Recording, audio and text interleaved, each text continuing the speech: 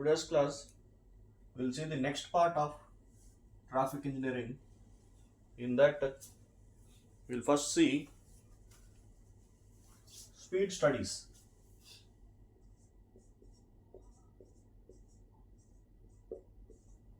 In the last session, we have seen different types of speeds. Time means speed, space means speed. Now that spot speeds, how to study the spot speeds and what are the different types of problems that you may face in competitive exams. Now, I'll explain you the question that have been asked recently in GATE exam, and you will find a better explanation. So this is the case. Speed range is given, that is in kilometer per hour, and number of observations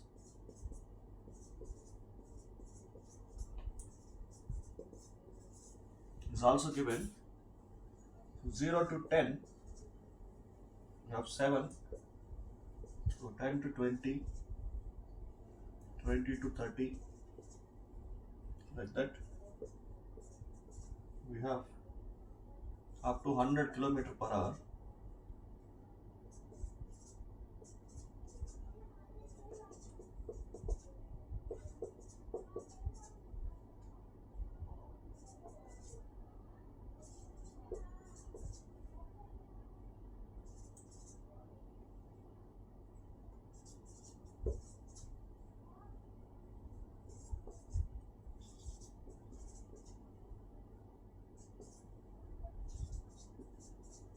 So for simplicity, I have made a few changes in the data, but this is the types of question that may be asked. Now we have speed range and number of observations in that speed range. Now what we'll do is, we'll make cumulative of this, means we'll add on the things and we'll put on total number of observations. So cumulation of observations. So I have done this, you do it yourself. 7 plus 31 is 38, plus 76 is 114, so 243, 347, 425, 454,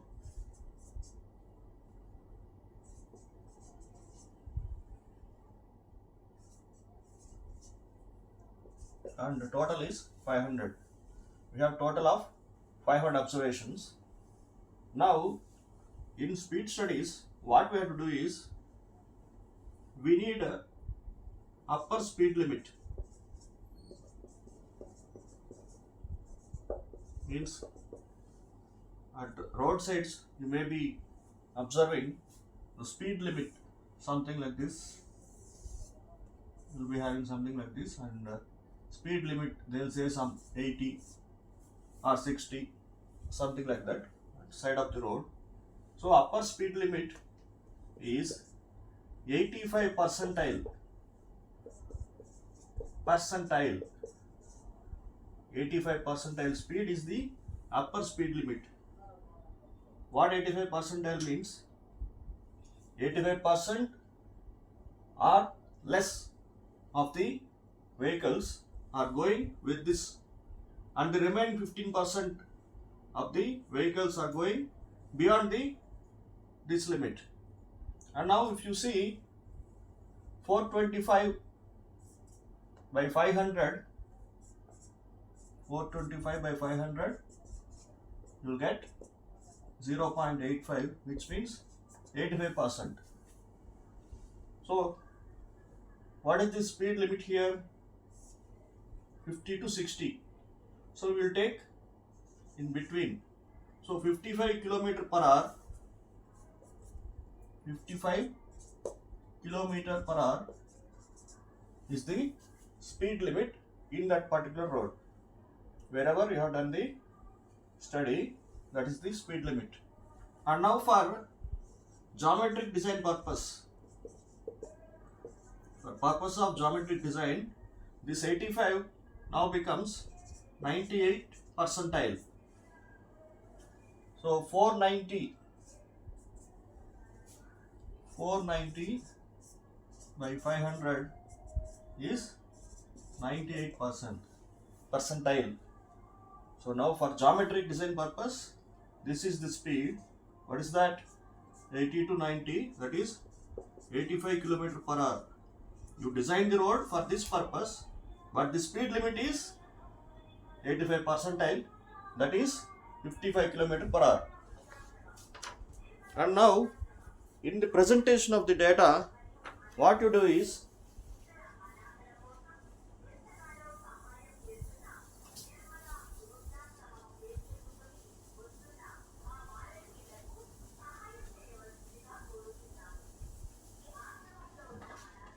see, if you draw the speed limits, speed in x-axis and cumulative speeds on y-axis, you will get something like this. If you draw, you get something like this, and wherever you have 85, this is 0 to 100 percentile, 85, and that speed is upper limit of speed, 85 percentile, and 98. This speed is for geometry design purpose.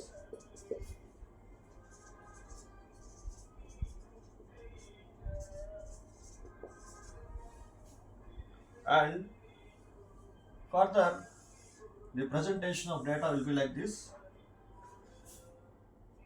Frequency of speeds on x-axis and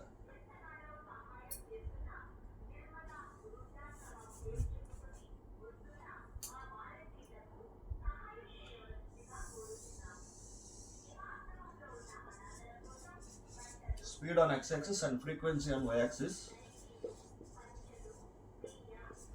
So what will happen is 0 to 100 km per hour, most of the vehicles will be traveling. So we got a peak here, right?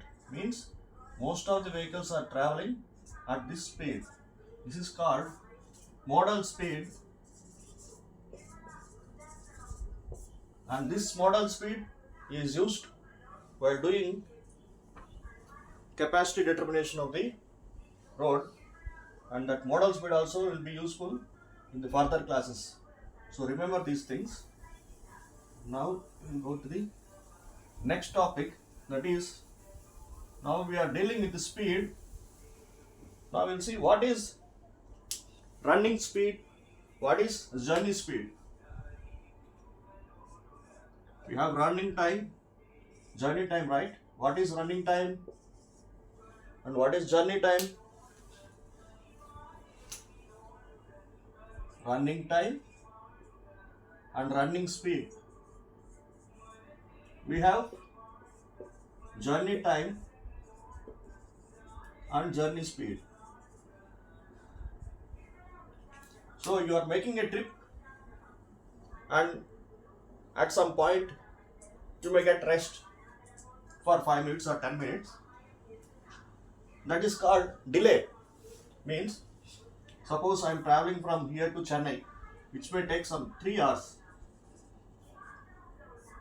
and in that 3 hours I have made a halt, maybe some for 10 minutes.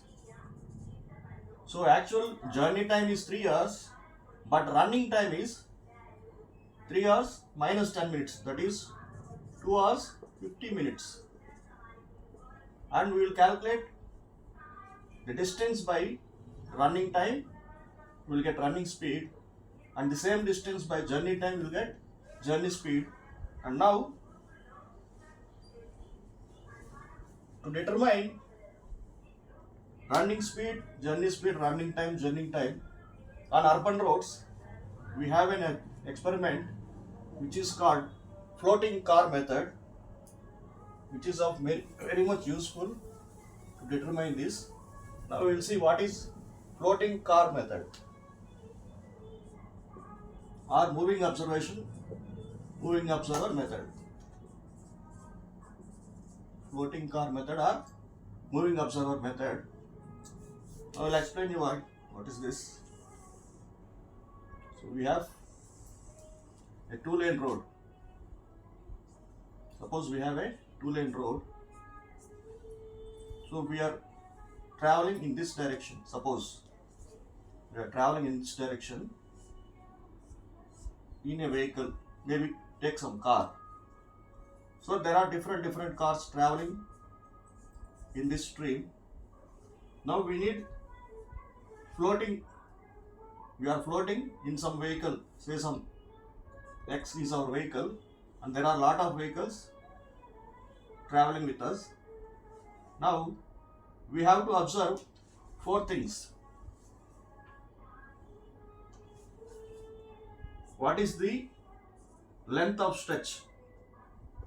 What is the length of stretch? And what is the total time from here to here, from starting to ending? And what is the stop delay?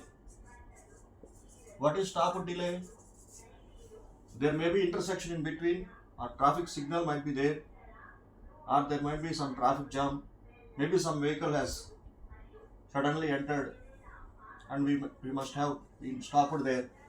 So something like that, whatever may be the case, and we have to calculate what is the total time and stop delay. And now number of vehicles overtaking our vehicle. Suppose our vehicle is called test vehicle. Number of vehicles overtaking our test vehicle.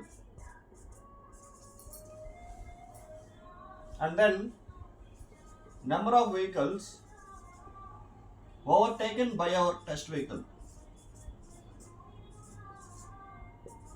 By test vehicle. And then we'll make a U-turn. We'll make a U-turn and travel in this stream. And now we will calculate total number of vehicles in this stream. While traveling here, we will observe total number of vehicles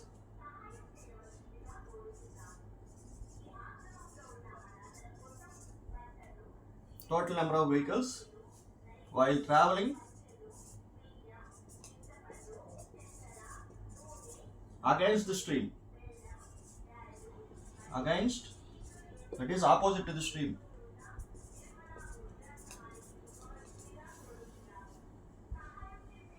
Now we have time, stop delay, number of vehicles overtaking our test vehicle, number of vehicles overtaken by our test vehicle, and total number of vehicles while traveling opposite in the opposite direction. Now what we need is, so what is flow? Flow in this direction. That Q can be given as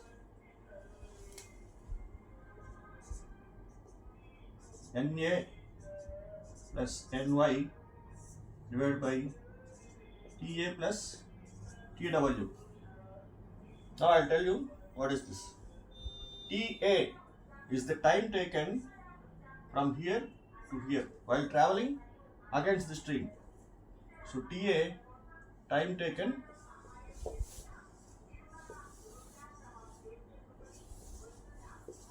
with the stream. We have here time taken with the stream and time taken against the stream.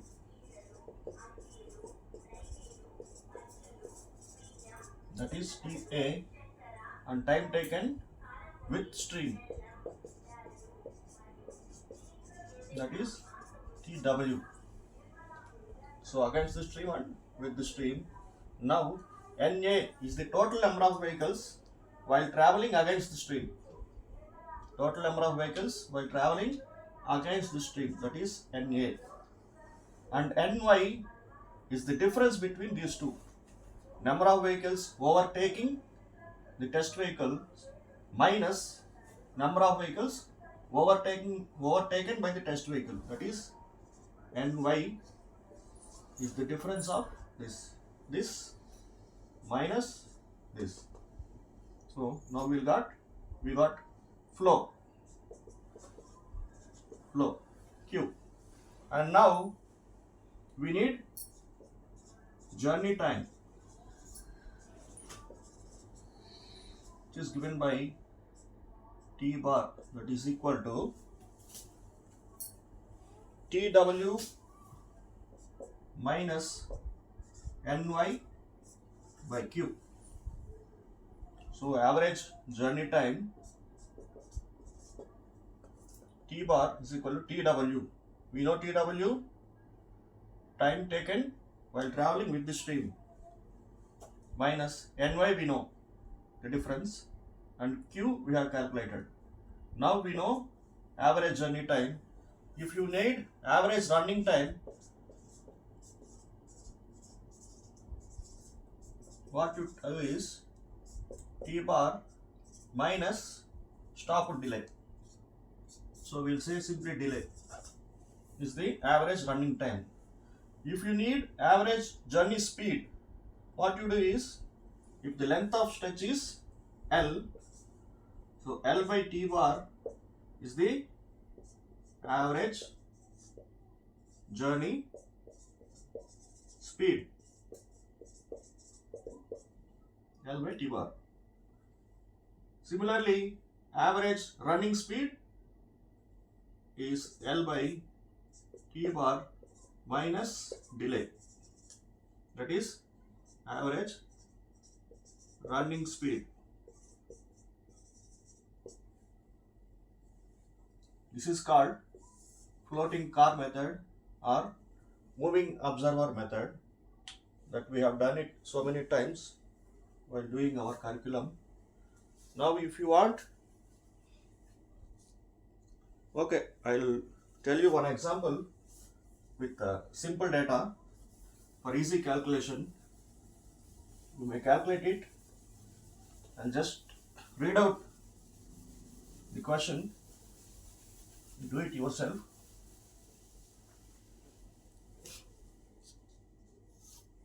The question is, length of stream is 2 km and average journey time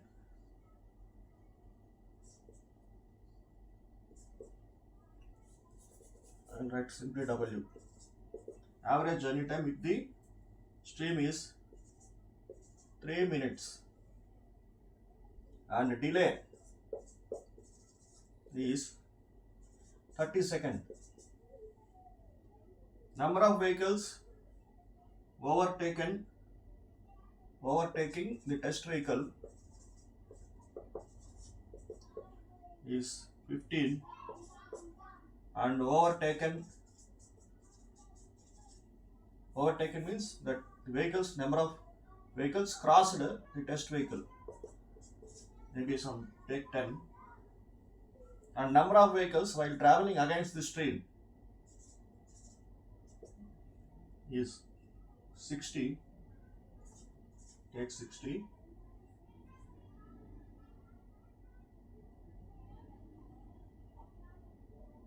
against the stream, take 60, and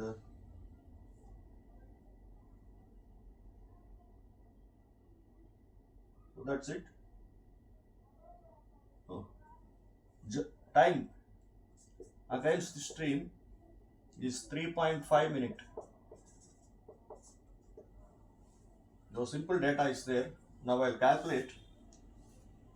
So NY that is number of vehicles overtaking the test vehicle minus, that is 15 minus 10 is 5. And now Q, flow Q is equal to NA plus NY by TA plus TW, that comes 60 plus 5 by TA plus TW, that is 3.3 plus 3.5, 65 by 6.5, you get 10 vehicles per minute. And now average journey time is TW minus NY by Q, that is equal to 3 minus 5 by 10, which comes as 3 minus 0.5, you will get 2.5 minute. 2.5 minute. And if you need speed, this is average journey time. If you need speed, 2 kilometers by 2.5 minutes. So we will convert it in hours. That is 120 by 2.5. This is average journey speed.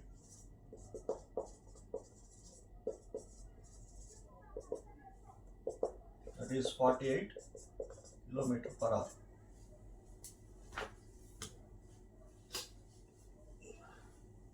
This example would be enough to get brief idea about this.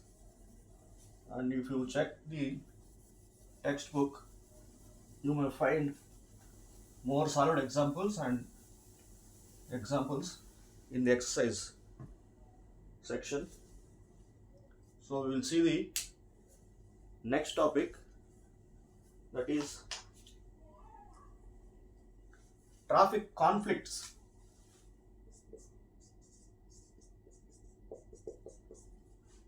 Traffic conflicts. So I'll make a small sketch here.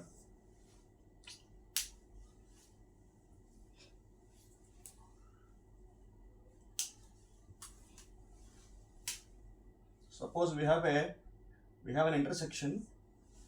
We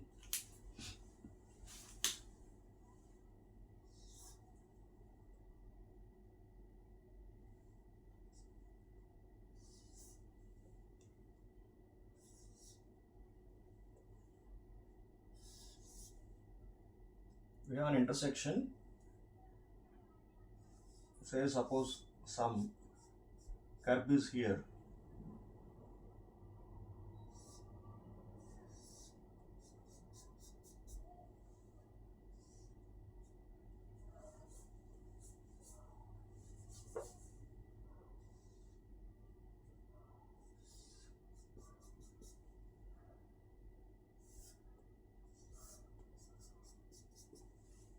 So it is not to scale, just for, so 2 lane and 2 lane.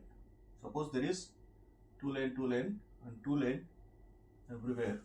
Now we have different types of conflicts. So the vehicles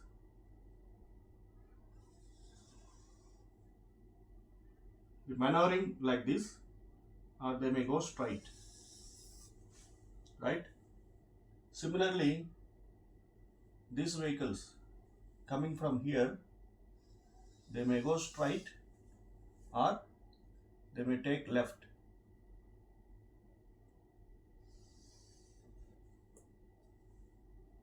Similarly, in all the directions.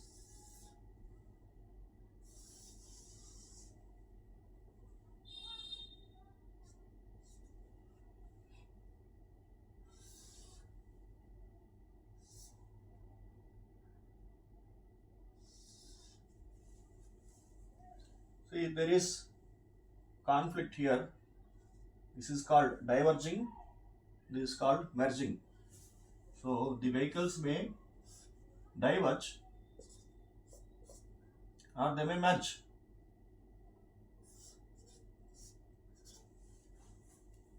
We have diverging and merging.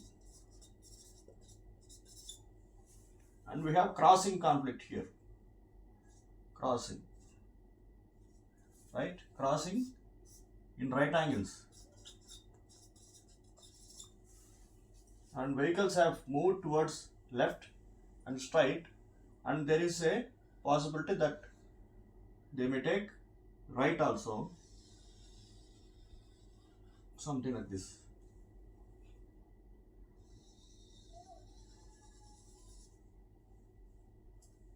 Similarly here,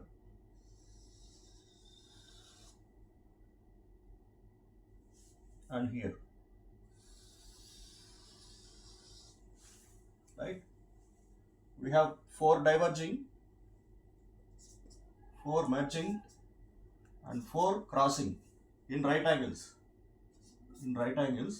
And now see here, we have lot of crossing conflicts. 4 here,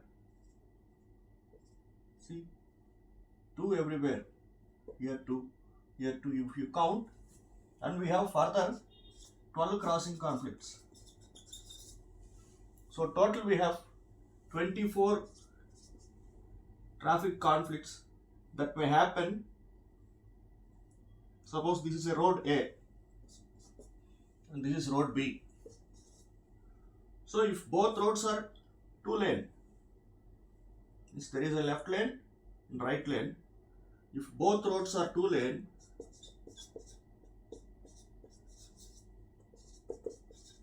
we got 24 number of conflicts. If one of the lane becomes 1 lane, one of the roads become one way, then this number of conflicts comes down to 11. And similarly, if both roads are one way, then we have only 6. How? See here, there is only one way. You can go straight or left. Similarly, for all the sides, it comes to 6. So generally there is a chance that the question may be asked and there are 2 lane, 3 lane, 3 lane, 3 lane, 3 lane, 4 lane. Combinations will be there, and you by heart those that you may get in the internet also, in NPTEL or a lot of question papers. So this is the brief concept about traffic conflicts. Next class we will see intersections and practice session on traffic engineering.